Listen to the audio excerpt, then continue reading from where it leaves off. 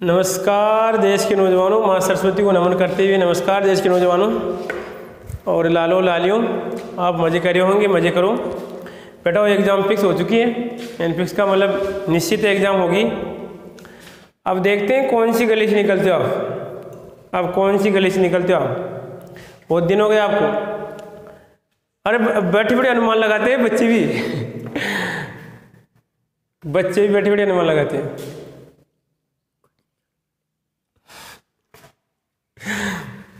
बच्चे भी बैठे बैठे अनुमान लगाते हैं भाई एग्जाम नहीं होगी, नहीं होगी। होने की संभावना कम बताते हैं और नहीं होने की संभावना ज़्यादा बताते हैं। कोई कहता है कि एमपी प्रमोट हो गई, वो फलाना हो गया, ढिगड़ा हो गया। अब जाओ बेटो, कहाँ पे जाओगे आप? बहुत दिन हो गए आपको। अब उन्हीं विद्यार्थियों को फायदा है जो हथियार बोले तो अपने हथियार नहीं पटके हैं, नहीं तो हालत बहुत खराब हो जाएगी देश की। दो नौजवान ऊपर से नीचे आ जाएंगे और जो लल्लू बिल्कुल आराम से थे वो कहेंगे तू पढ़ के क्या किया तूने, तेरे बराबर तो मैं नहीं बना ली। फिर बोलो तो लल्लो लल्लो समझो ध्यान से, अभी भी आपके पास टाइम है।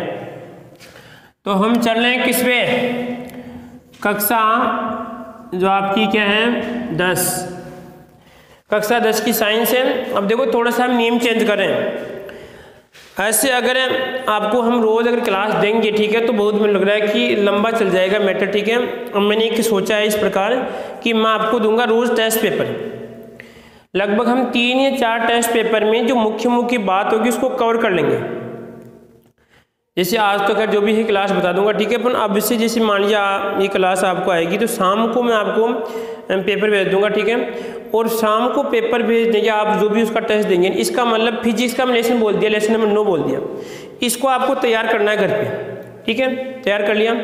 तैयार करने के बाद में मैं इसमें आपको पेपर दूंगा, ठीक है। पेपर आपको हल करना है और उसका समाधान फिर दूसरे दिन बताऊंगा और साथ में फिर और किसी बताऊंगा मैं। ऐसा सिस्टम करूँगा। ऐसे तो क्यों, मेरे को पता है कि आप पढ़ तो नहीं रहे, बहुत कम है, ढीले हैं आप, बिल्कुल आप तो ढीले हैं। आप तो जो अमीबा होता है उससे भी बिल्कुल ऐसे हैं कि कभी इधर कभी इधर, ठीक है। ध्यान रखना से आज से नियम चेंज करूँगा मैं। तो कक्षा 10 एक नौजवान है मुकेश सालोदिया का, शायद ही वो कमेंट तो है परंतु उसका देखते हैं। बहुत बड़े नौजवान जो लगभग कोशिश कर रहे हैं, कोशिश करने वालों की कभी हार नहीं होती है। मुकेश सालोदिया हैं वो। कल मैंने क्वेश्चन दिया था कमेंट में एक, अब पता नहीं और बाकी के क्या कर रहे हैं, घर वालों को बदनाम कर रहे हैं, क्या करें मेरे को समझ में नहीं आ रहा है। फ़ोन लेके क्या करते हैं, चक्कर है बेटा, कुछ ना कुछ तो चक्कर है भाई। क्या चक्कर है उनका, या तो बेटा देखना बंद कर दो और क्या भाई। तो यहाँ पे देखो ये एक मैंने क्वेश्चन दिया था कल आपको कि जो ये वाला नियम अभी भी ढीले पड़े हैं, अभी भी ढीले पड़े, श्रम आनी चाहिए, मर जाना चाहिए आपको। तो यहाँ पे क्या आएगा रे, कोण आई और कोण क्या था यहाँ पे आर। तो मैंने उसे ये था कि ये वाला कोण कितने का था, ये वाला कोण 30 डिग्री का था। तो मैंने पूछा था कि कोण आर का मान कितना होगा। अब वो लल्ला लल्ली जो भी है, यानी उससे मुकेश सालोदिया का क्वेश्चन तो खैर मान लो आंसर दिया है, परंतु देखो उसको समझना है, समझाने का फर्ज हमारा, ठीक है। हम उसको लाना यहाँ पे चाहते हैं कि कहीं पर वो उलझे। देखो इधर देश के नौजवान ध्यान से समझना है कि ये वाला जो यहाँ पर है ये इसके साथ 90 डिग्री का बना रहा है। मैथ आपने पढ़ी होगी, ये अभिलंब क्या करता है, इसके साथ 90 डिग्री का कोण बनाता है, ठीक है। तो सर ये वाला 90 होगा, ये भी 90 होगा। हम जानते हैं कि यदि कोई सीधी है तो कितनी 180 है।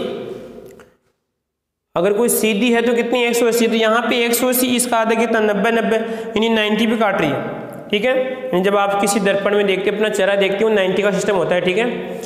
तो अब मान लीजिए ये क्वेश्चन सर ये अगर मान लीजिए 90 का है, कितने का है, ये 90 का है, ठीक है। और मैंने कहा कि सर ये अगर मान लीजिए कितने का है, 30 का है, तो लालू कितने का होगा, 60 का होगा नहीं, 60 का। जब ये 60 का है तो सर इसमें जब आपतन कोण 60 का तो परावर्तन कोण भी कितने का होगा, 60 का होगा। 30 का तो सर ये होगा, फिर तो उसका राइट आंसर कितना होगा, उसका 60 होगा। ध्यान से देखना, ठीक है, जो नौजवान देख रहे हैं। यदि सर ये 30 का, तो सर हमें पता है कि दोनों का योग 90 होता है, 60 30 90 होते हैं। तो यहाँ पे कितना आएगा 60, ये भी कितने का 60 का होगा, ठीक है। अब आते हैं हम आगे बिंदु पे। अगला जो बिंदु हमारा चल रहा था, इस बिंदु में अरे कक्षा साइंस की, ठीक है, आगे देखना जो भी है। पार्श्व परावर्तन, पार्श्व परावर्तन की परिभाषा पूछ सकता है कि पार्श्व परावर्तन किसे कहते हैं। पार्श्व परावर्तन का दूसरा नाम होता है उत्क्रमण। क्या होता है? उत्क्रमण परावर्तन भी होता है। पार्श्व क्या आएगा इसमें? पार्श्व परावर्तन, यह आएगा इसमें पार्श्व परावर्तन, बोले तो आपका उत्क्रमण परावर्तन भी कहते हैं। ध्यान रखना, लालू पूछ सकता है। उत्क्रमण, उत्क्रम या उत्क्रम परावर्तन भी कहते हैं। इसका देखो यहाँ पे परिभाषा क्या बनती है? पार्श्व परावर्तन में दायां भाग बायां दिखाई देता है, बायां भाग दायां दिखाई देता है। बिल्कुल आपने अच्छी तरह रटोगे कि परिभाषा, इतना आंसर देने की, इतना लिखने के बाद नंबर मिल जाएंगे। ठीक है, उसके बाद में यदि आप इस घटना को यदि दैनिक जीवन में, देखो कुछ बातें बोलने में और करने में अंतर होता है। कहते कि मैं ये कर दूंगा और मैं ये कर दूंगा, जब करेगा लाला देखो जोर आएगा। ठीक है, सोचने में सोच लेते हैं भाई हम 90% बना लेंगे, लगभग 95 जब बनाएंगे ना तो नीचे से निकल जाएगी, नीचे से निकल जाएगी। जो बनती है उनसे पूछना कैसे बनती है। ठीक है, ऐसे कोई हाथ का खेल नहीं है। तो यहाँ पे उत्क्रमण परावर्तन का मतलब दायां भाग बायां दिखाई देगा, बायां भाग दायां दिखाई देता है। तो यहाँ पे देखिए इस प्रयोग को हम समझते हैं ध्यान से।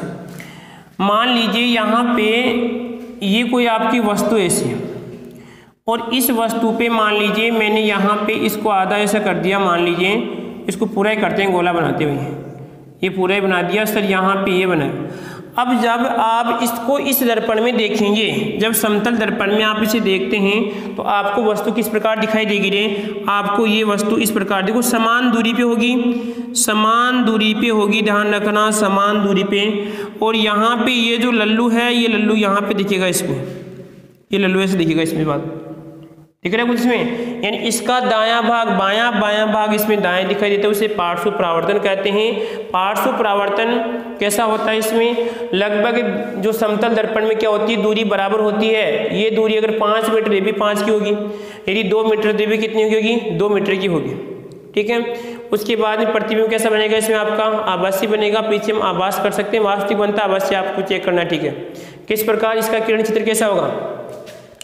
इसको देखो यहाँ से किरण आएगी, 2 किरण की बात करें अगर हम, अगर एक किरण आएगी यहाँ से मान लो कि ये 2 किरण आ रही है, ये 2 किरण आ रही है, एक तो ये आ जाएगी, ये मान लो अब, और एक आएगी उसके बाद में यहाँ पर ये जा रही है। ठीक है, इसको तो चलो हम पीछे बढ़ाते हैं। अब सर एक और चाहिए, ध्यान रखना घटना घटने के लिए, घटना घटने या घटाने के लिए 2 की आवश्यकता होती है। अकेले से कोई घटना नहीं घटती, अकेले से कोई घटना नहीं घटेगी, इस बात का ध्यान रखना है। यानी सर 2 किरण की आवश्यकता होगी। एक कौन सी होगी रे? एक और यहाँ पे लगा लो सर, यहाँ पे ये आ जाएगा हमारा हिसाब। ठीक है, और एक ही हो जाएगा, तो एक यहाँ पर देखो ये 2 घटना घटेगी, यहाँ पर आपको बनता हुआ प्रतीत होगा। कभी भी एक से नौजवान से या बात करते हैं, एक किरण से घटना नहीं घटेगी। घटना घटने के लिए 2 की आवश्यकता है, अकेला या अकेली यहाँ पर घटना नहीं घटा सकते। ठीक है, तो पार्श्व परावर्तन दायां भाग बाएं दिखाई दे, इस प्रकार आपको डायग्राम बनाना है। इसमें प्रतिबिंब और बिंब की क्या होती है? बिंब और प्रतिबिंब की दूरी समान होती है, और लगभग आकार भी क्या होता है? समतल है तो आकार भी समान होगा, आभासी होगा। और उसके बाद में क्या होता है? इसमें जो दायां भाग को बाएं दिखाई देता है, इसे उत्क्रमण परावर्तन भी कहते हैं। ठीक है, उसके बाद में आगे आते हैं। देखो यहाँ पर आगे की बात करें, इसमें तो आगे का सिस्टम ये रखूंगा मैं, ध्यान रखना आगे का सिस्टम टेस्ट का रखूंगा मैं। ठीक है, टेस्ट पे ज़्यादा ठीक रहेगा, टेस्ट में थोड़ी जल्दी चलेंगे। ठीक है, अब देखो आगे, अब आता है दर्पण। किसकी बात करें हम? दर्पण की बात करते हैं। दर्पण कितने प्रकार के होते हैं? दर्पण कितने प्रकार के होते हैं? तो दर्पण की बात करते हैं भाई, दर्पण कितने प्रकार के? दर्पण सर 2 प्रकार के होते हैं। कितने प्रकार के? कौन कौन से? अरे एक पहला दर्पण हो जाएगा समतल दर्पण। क्या होगा रे? समतल दर्पण होगा। और दूसरा कौन सा होगा? गोलीय। तो यहाँ पे गोलीय क्या हो जाएगा? इसमें समतल दर्पण होगा, गोलीय दर्पण होगा। समतल कितने प्रकार का? समतल एक ही प्रकार का होता है। अगर कोई समतल तो वो समतल है, ठीक है, उसका आप कुछ नहीं कर सकते। समतल एक ही प्रकार का होता है, जो यहाँ पे मैंने डायग्राम बताया। समतल दर्पण की विशेषता इस प्रकार होगा, बिल्कुल ठीक है। यहाँ पे दर्पण है, तो दर्पण की बात कर, दर्पण में क्या होता है कि एक भाग पे क्या होती है, इसमें पॉलिश होती है। एक भाग पे पॉलिश किस किस की हो सकती है? या तो सिल्वर की हो सकती है, ठीक है, या हम कह सकते हैं एक जैसे आपका सिल्वर है, या चांदी की इसमें पीछे लेपन होता है। इस बात का ध्यान रखना है। चांदी या सिल्वर का क्या होता है, पीछे इसके लेपन पाया जाता है, जो क्या करता है, प्रकाश को परावर्तित करने का काम करता है। उसके बाद में गोलीय दर्पण कितने प्रकार के होते हैं? दर्पण है, दर्पण में ध्यान रखना वह भाग जो कहने का मतलब जिसके एक भाग पे क्या होती है पॉलिश होती है, दूसरा भाग क्या करेगा इसमें परावर्तक का कार्य करता है। गोलीय दर्पण दो प्रकार के होते हैं, एक तो आपका इसमें उत्तल, एक तो क्या होता है इसमें उत्तल दर्पण होता है, और एक कौन सा होता है इसमें अवतल दर्पण होता है। ध्यान रखना रिवीजन क्लास चल रही है तो उत्तल दर्पण की बात करें, क्योंकि आप ही जब कहने का मतलब समस्या ही नोट नहीं करते तो फिर हम भी तो आगे मुझे लग रहा है किसी को समस्या ही नहीं। उत्तल दर्पण की विशेषता देखो इसमें, उत्तल दर्पण में क्या होगा, उत्तल दर्पण और यहाँ पे अवतल दर्पण, देखो यहाँ पे लेंस दर्पण दोनों में आपको कंफ्यूजन होगा, सिर्फ एक को याद कर लो आप। कैसे, उत्तल दर्पण ये बना दिए, ये वाला पार्ट है यहाँ पे, ये उत्तल दर्पण है, ये कौन सा होगा इसमें आपका अवतल दर्पण होगा। क्या होगा, उत्तल दर्पण होगा, अवतल दर्पण होगा। उत्तल दर्पण की विशेषता देखते हैं तो उत्तल दर्पण की विशेषता क्या होगी, उत्तल दर्पण में क्या होता है कि सर उभरा हुआ भाग, ये कौन सा भाग कहलाता है, उभरा हुआ भाग परावर्तक का कार्य करता है, जबकि दसवां भाग क्या करेगा इसमें, दसवां भाग यहाँ पर दसवें भाग क्या होती है पॉलिश होती है। इसी प्रकार इसमें क्या होता है कि दसवां भाग क्या करता है परावर्तक का कार्य करता है, उभरे हुए भाग में क्या होती है इसमें पॉलिश होती है, इसकी सिंपल विशेषता होती है। इसके बाद में क्या होते हैं कि ये दोनों दर्पण होते हैं किसके गोले के कटे हुए भाग होते हैं, और क्या होते हैं इनको गोले का कटा हुआ भाग माना जाता है, इसको भी यहाँ पे गोले का कटा हुआ भाग माना जाता है, दोनों दर्पणों को गोले का कटा हुआ भाग माना जाता है, ठीक है। और इस वाले पार्ट को हम क्या कहते हैं द्वारक कहते हैं, और क्या कहते हैं इसको हम द्वारक कहते हैं, और इसको भी हम क्या कहते हैं द्वारक कहते हैं। ध्यान रखना कौन सी बात, सिंपल बात है कि सर इसका उभरा हुआ भाग परावर्तक का देखो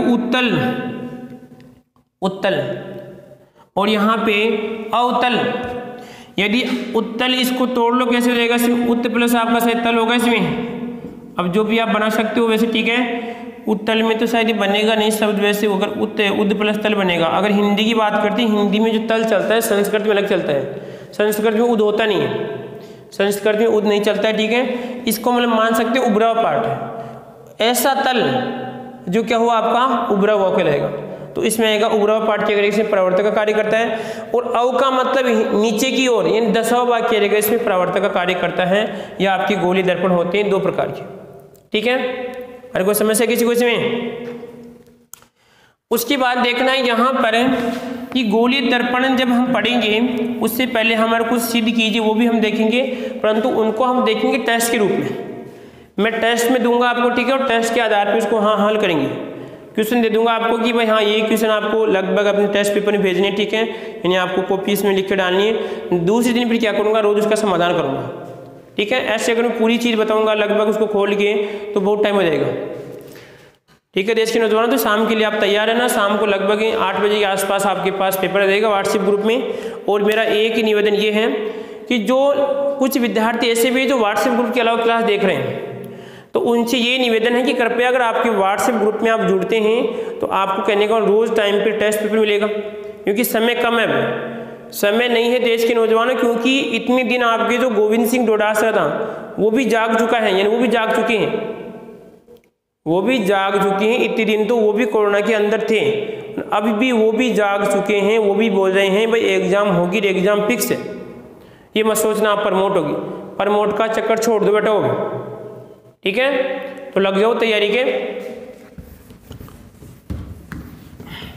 हाँ सर करो।